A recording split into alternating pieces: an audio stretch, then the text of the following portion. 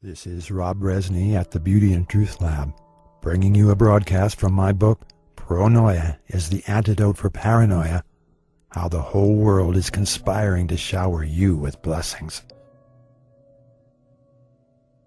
This piece is adapted from page 250.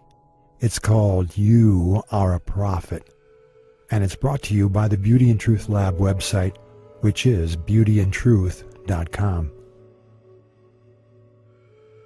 Your imagination is the single most important asset you possess. Your imagination is your power to create mental pictures of things that don't exist yet and that you want to bring into being. Your imagination is what you use to shape your future. And so in your own way, you are a prophet. You generate countless predictions every day. Your imagination is the source, tirelessly churning out mental pictures of what you'll be doing in the future.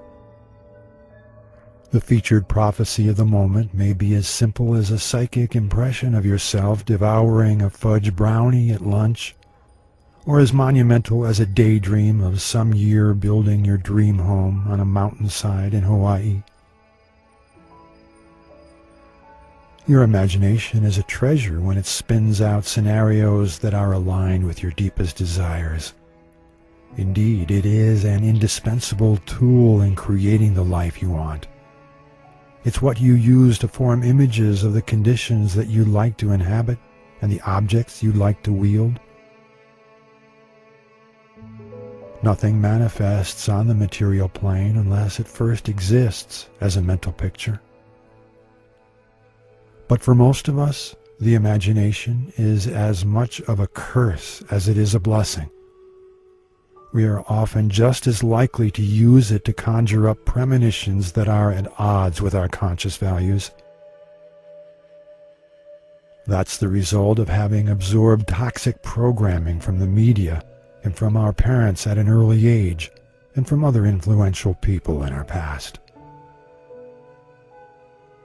Fearful fantasies regularly pop up into our awareness, many disguising themselves as rational thoughts and genuine intuitions. Those fearful fantasies may hijack our psychic energy, directing it to exhaust itself in dead-end meditations. Every time we entertain a vision of being rejected or hurt or frustrated, every time we rouse and dwell on a memory of a painful experience, we are basically blasting ourselves with a hex. Meanwhile, ill-suited longings are also lurking in our unconscious mind, impelling us to want things that aren't good for us and that we don't really need.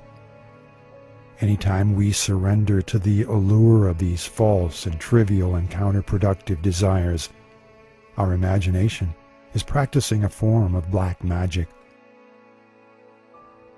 This is the unsavory aspect of the imagination that the Zen Buddhists call the monkey mind.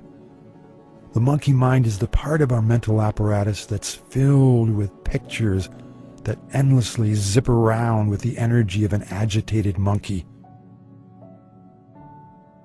If we can stop locating our sense of self in the endless surge of the monkey mind's slapdash fantasies, only then might we be able to be here now and want what we actually have.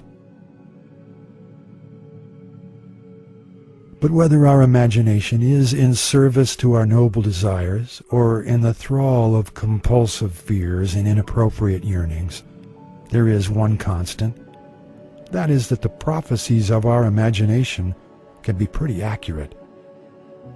Many of our visions of the future do come to pass. The situations we expect to occur and the experiences we rehearse and dwell on are at least sometimes reflected back to us as events that confirm our expectations. Does that mean that our mental projections create the future? Let's consider that possibility. What if it is at least partially true that what we expect will happen does tend to materialize? Well, here's the logical conclusion. It is downright stupid and self-destructive to keep infecting our imaginations with pictures of loss and failure, doom and gloom, fear and loathing. The far more sensible approach is to expect blessings and joy and peace and fulfillment and understanding and meaningfulness. And that's the reason why I am so reverent in composing my messages for you.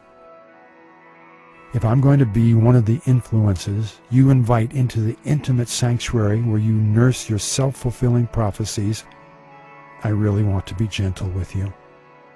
That's why I avoid invoking worry and doubt, and instead nudge you in the direction of passion, integrity, happiness, and generosity.